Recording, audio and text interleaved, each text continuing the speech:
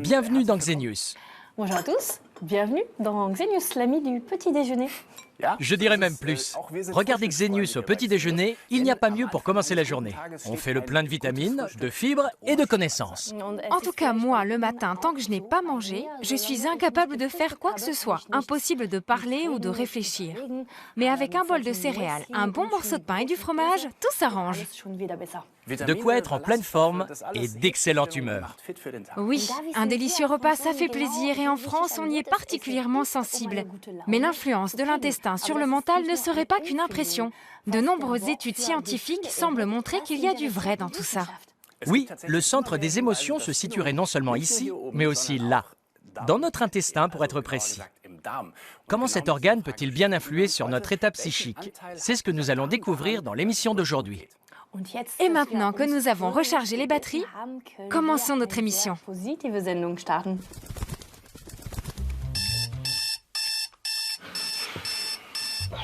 Grâce à lui, nous nous levons d'un bon pied. Il a travaillé pour nous toute la nuit. À chaque ravitaillement, il met les bouchées doubles. Notre intestin œuvre en permanence pour notre bien-être.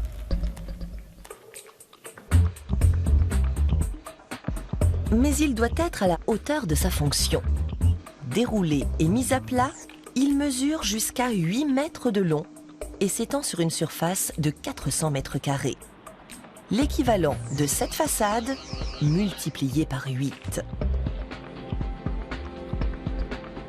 Et pourtant, il n'occupe guère plus de place dans l'abdomen qu'un simple ballon.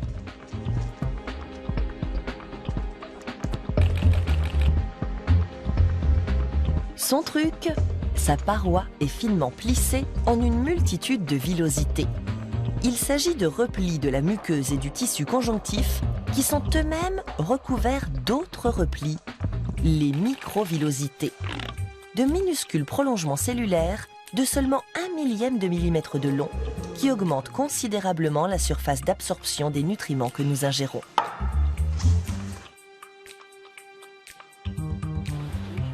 Et ils ont fort à faire. Au cours de notre vie, nous consommons en moyenne 3200 kg de viande. L'intestin doit donc digérer le poids de 2 bœufs plus 20 porcs.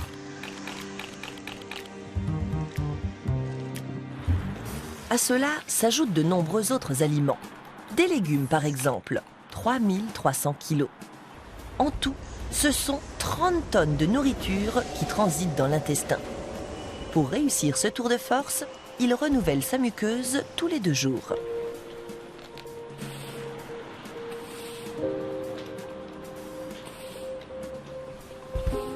Et il a des horaires stricts, 72 heures. Aucun aliment ne reste plus longtemps dans le tube digestif. À la tête de cette machinerie, le deuxième cerveau, le cerveau intestinal. Après le cerveau crânien, c'est le plus grand réseau de neurones de l'organisme. Il est secondé par une multitude d'ouvrières. Plus de 160 espèces de bactéries peuplent l'intestin et contribuent à la dégradation des aliments. Avec malheureusement quelques désagréments à la clé, la production moyenne de 700 ml par jour de gaz malodorant. L'intestin tire le meilleur parti de notre alimentation. Tout ce qu'il ne parvient pas à assimiler est évacué.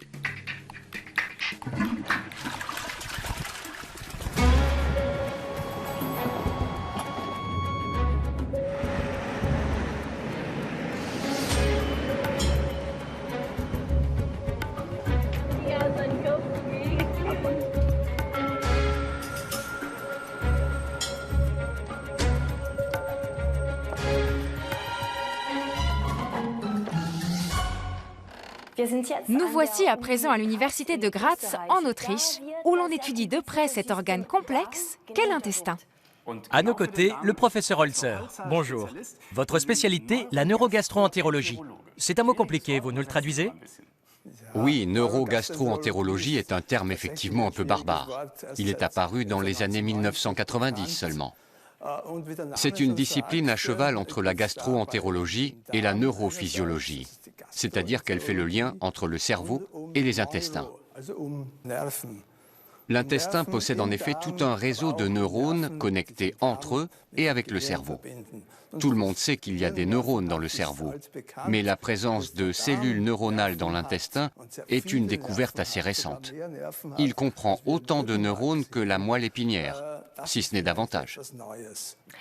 Ce qui veut dire que l'intestin est un de nos organes les plus importants? Absolument. C'est un organe essentiel. Nous ne pourrions pas vivre sans intestin. Et son rôle ne se limite pas à la digestion. C'est sa fonction principale, indiscutablement. Mais l'intestin transmet également au cerveau un grand nombre d'informations. Et nous commençons peu à peu à comprendre comment le cerveau exploite ces informations. L'intestin a donc beaucoup à nous apprendre. Mais comment et à quel point agit-il sur nous exactement? L'intestin peut-il réellement agir sur un mécanisme aussi complexe que le comportement? Si oui, c'est qu'il communique forcément avec le cerveau. Intestin et cerveau sont bien sûr séparés, mais les anatomistes savent en effet depuis longtemps que les deux organes sont reliés par une liaison nerveuse, le nerf vague. Il descend du crâne en longeant l'œsophage et se termine dans l'abdomen où une partie de ses nombreuses ramifications entoure l'intestin. Depuis quelques années, le nerf vague est au centre de toutes les attentions. Les découvertes scientifiques se multiplient. Au moins 80% des fibres du nerf vague sont à sens unique, de l'abdomen vers le cerveau. L'intestin envoie donc plus d'informations au cerveau que l'inverse.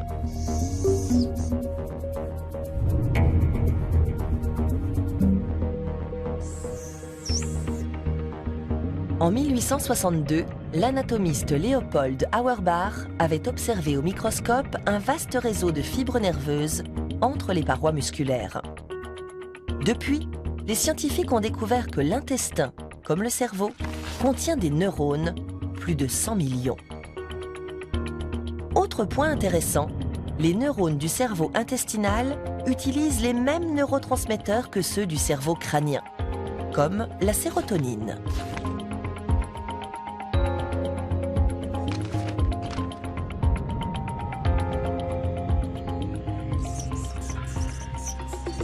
L'appareil digestif produit 95% de la sérotonine présente dans l'organisme. Un taux élevé de sérotonine dans le cerveau met de bonne humeur et chasse les idées noires. Il est fort probable que la grande quantité de sérotonine produite dans l'abdomen diffuse aussi dans le cerveau. L'intestin, notre deuxième cerveau? Il n'y a pas que du côté du système nerveux. L'intestin abrite des milliards de bactéries. En plus de contribuer à la digestion, elles sécrètent des substances qui pourraient aussi agir sur le cerveau via le sang. Des expériences avec des souris ont déjà livré de solides indices qui montrent le lien entre l'intestin et le cerveau. Bien nourries, elles deviennent plus hardies par exemple. Chacun de ces éléments ne constitue pas une preuve, mais devant ce faisceau d'indices, une conclusion s'impose, l'intestin influe sur le cerveau et donc sur le comportement. Moi aussi, j'aimerais bien me transformer par la magie de la nourriture. Professeur Holzer, la nourriture pourrait me changer en superwoman? Je crois que ce n'est pas pour demain, même si ce n'est pas totalement dénué de fondement, d'après les expériences sur les animaux tout du moins. Si on pouvait obtenir les mêmes résultats sur l'homme, ce qui n'a pas encore été fait, je répondrais oui à votre question. Que sait-on déjà sur les effets de la nourriture sur notre comportement? Lors d'études épidémiologiques de grande ampleur, des volontaires ont été soumis à des régimes alimentaires différents du point de vue de la qualité. Et nous avons constaté que la nourriture a bel et bien un effet sur le comportement humain. On a pu noter de grandes différences au niveau de leur humeur, selon qu'ils avaient une bonne alimentation ou qu'ils mangeaient ce qu'il faut bien appeler des cochonneries. Sur quel type d'état psychique agit-elle?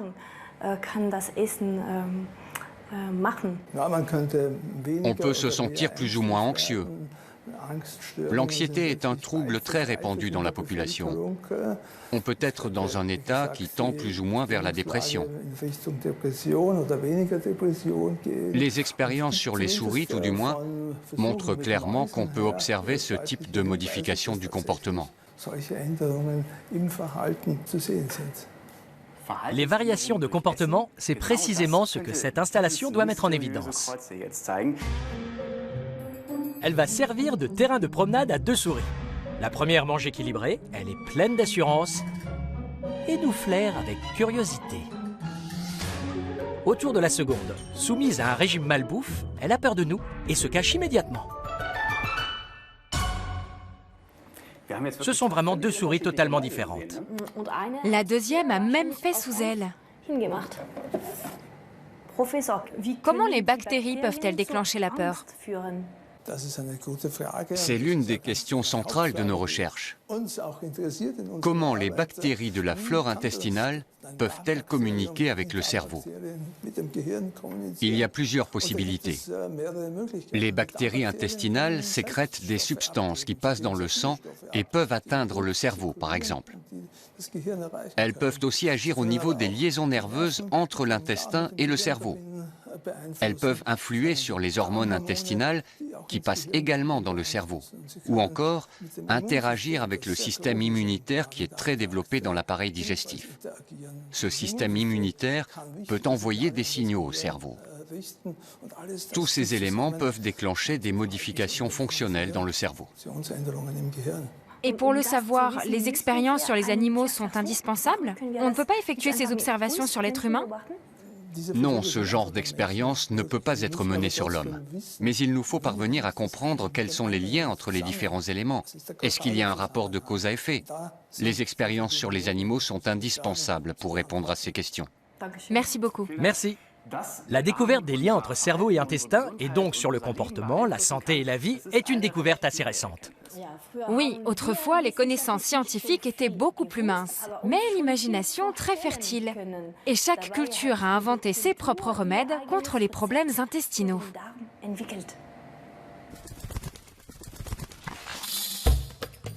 Depuis la nuit des temps, la digestion et ses conséquences sur la santé sont une énigme pour l'humanité. Les Égyptiens considèrent l'intestin comme un foyer de maladie. Sa purification est un rituel important à la cour des pharaons. Les médecins qui la pratiquent portent le titre de berger de l'anus. Si la digestion se fait mal, les Égyptiens pensent que des matières néfastes s'amassent dans les vaisseaux comme des bancs de sable. Ils administrent des clystères ou lavements. De l'eau, de la bile de bœuf et des huiles sont introduites dans l'intestin pour le nettoyer. Une méthode d'origine religieuse. L'ibis, oiseau sacré, est censé s'administrer lui-même des lavements avec son long bec recourbé. Comme les Égyptiens, les Grecs de l'Antiquité pratiquent beaucoup le lavement. En revanche, ils n'attribuent plus aux dieux le déclenchement des maladies ou leur guérison. Hippocrate élabore une doctrine rigoureusement rationnelle. Le corps est composé de 4 humeurs, le sang, le flegme, la bile jaune et la bile noire. Le dérèglement de leur équilibre cause des maladies intestinales qui peuvent notamment entraîner des déséquilibres psychiques. Purger l'intestin permet d'éliminer les humeurs en excès et par conséquent de soigner les troubles de l'âme. Le Moyen-Âge bannit la pensée rationnelle de l'Europe. À Rome, le pape met ses excréments dans un os humain et le jette dans le Tibre. Il espère, en le faisant régulièrement, se débarrasser ainsi de ses problèmes de transit. La Renaissance remet le rationalisme à l'honneur. Les connaissances anatomiques progressent, mais le fonctionnement et les troubles de l'estomac et de l'intestin restent encore très mystérieux pour les savants. Louis XIV, le roi Soleil, souffre après chaque repas de redoutables maux de ventre et de ballonnements. Ses médecins lui prescrivent un puissant laxatif, une décoction de poudre de serpent, d'encens et de crottin de cheval. Il se précipite aux toilettes jusqu'à 18 fois par jour. Lui aussi se voit administrer des clystères, des centaines au cours de son règne. Et toujours, en présence de la cour. C'est un accident qui permet la première véritable observation de la digestion. Près du lac Michigan, aux États-Unis, une balle tirée accidentellement traverse les côtes, un poumon et perfore l'estomac d'un homme. Une aubaine pour le médecin William Beaumont. Le blessé se rétablit en gardant un trou dans l'estomac. Le médecin y introduit de la nourriture et observe la digestion en direct. Il est le premier à montrer que le suc gastrique décompose les aliments. Au XXe siècle, on découvre la flore intestinale. Mais les médecins, y voyant d'abord les symptômes d'une maladie, essaient de l'éliminer avec des lavements et des opérations. Il faudra des années pour comprendre qu'elle est indispensable à la digestion. Autre découverte, l'intestin possède un système nerveux qui contrôle ce processus. Des chercheurs constatent aussi que l'intestin et le cerveau échangent des informations. Malgré ces avancées, la digestion garde sa part de mystère. Plus que jamais, les scientifiques s'interrogent sur l'influence de l'intestin sur notre psyché.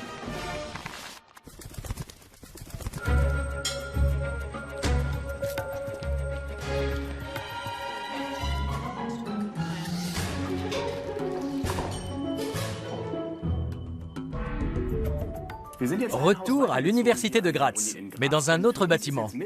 Nous voici dans les cuisines. Et pour poursuivre cette émission dans la bonne humeur, nous allons nous concocter un délicieux repas, avec votre aide. Il y a tout ce qu'il nous faut sur la table. L'intestin a besoin de bonnes choses. Sinon, il ne peut pas envoyer les signaux voulus au cerveau et l'humeur ne sera pas au beau fixe. Et ce dont l'intestin a besoin se trouve ici, dans les fruits et les légumes pour les fibres ou dans le pain.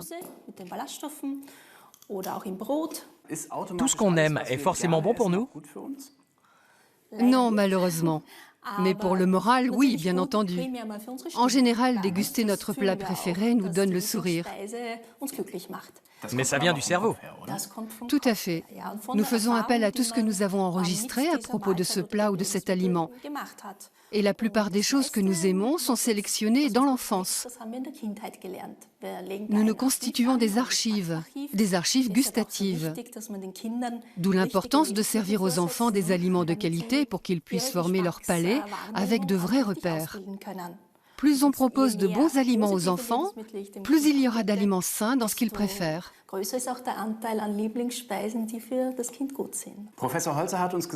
Le professeur Holzer nous a dit qu'il était possible que les bactéries intestinales jouent sur notre humeur. Si le raisin favorise la multiplication de la bactérie X, je vais donc être de bonne humeur si j'en mange? Pour le moment, personne ne le sait. C'est possible, mais on ne le sait pas. Ce qu'on sait en revanche, c'est que l'équilibre de la flore intestinale est très important. Bactéries et microbes jouent donc un rôle important dans l'intestin. Il faut subvenir à leurs besoins, les nourrir, en leur donnant des choses qu'ils aiment bien. Mais nous ne naissons pas avec ces bactéries en nous. L'intestin des nouveau-nés est une zone stérile. Lors d'un accouchement par voie naturelle, les muqueuses transmettent au bébé ses premières bactéries. Les lactobacilles sont les premiers à coloniser l'intestin. Quelles bactéries nous accompagnent tout au long de la vie? Quel rôle jouent-elles dans la santé? Au laboratoire européen de biologie moléculaire d'Heidelberg, Pea Bork travaille sur ces questions encore récentes.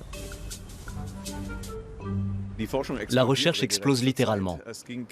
Le départ a été donné en 2007 par une grande conférence à Paris. Les fonds ont commencé à arriver en 2008 et chaque semaine ou presque, des résultats arrivent des 4 coins du monde. Les bactéries viennent de partout, de l'air, des contacts corporels, avec l'allaitement par exemple, et se multiplient de façon fulgurante.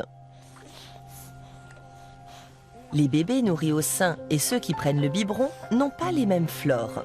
Mais dans les deux cas, les bactéries travaillent à leur santé.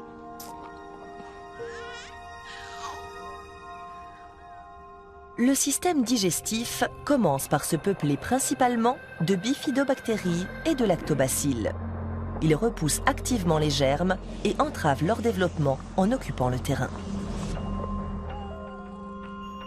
En 6 mois, les bébés doublent de poids. Tout tourne autour de la digestion et donc des bactéries intestinales. Elles doivent répondre au quart de tour sous peine de ballonnement et de problèmes digestifs. Le père et la mère donnent plus que leur gène au bébé. Des chercheurs ont démontré qu'à 1 an, les enfants ont des bactéries intestinales qui proviennent des 2 parents. Autour de 3 à 4 ans, cette première phase de colonisation est achevée. La flore, propre à chacun, est déjà très variée. Les bases sont posées pour le reste de la vie. Par la suite, seules quelques autres souches vont s'implanter. Chaque individu possède au moins 160 espèces de bactéries intestinales sur 1 millier. Et il semble qu'il conserve les mêmes toute sa vie. Jusqu'à présent, cette diversité était un casse-tête pour les chercheurs, d'autant que peu d'espèces peuvent être cultivées en laboratoire. Grâce à des appareils robotisés, Per Bork et son équipe peuvent analyser aujourd'hui d'infimes fragments d'ADN. Ils ont déjà décodé plus de 4 millions de gènes de bactéries, une chose impossible il y a seulement 5 ans. Ils se sont d'abord attaqués au génome des bactéries d'un échantillon de 40 personnes issues de 3 continents. Des Français, des Danois, des Italiens, des Espagnols, des Américains et des Japonais. Les résultats sont surprenants. Les bactéries ne se répartissent pas n'importe comment. Chaque individu en abrite une famille définie parmi 3 possibles. Des familles que les chercheurs appellent des entérotypes et comparent au groupe sanguin.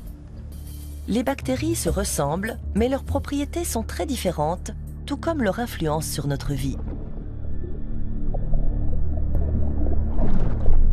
L'entérotype 1 est dominé par les bactéroïdes.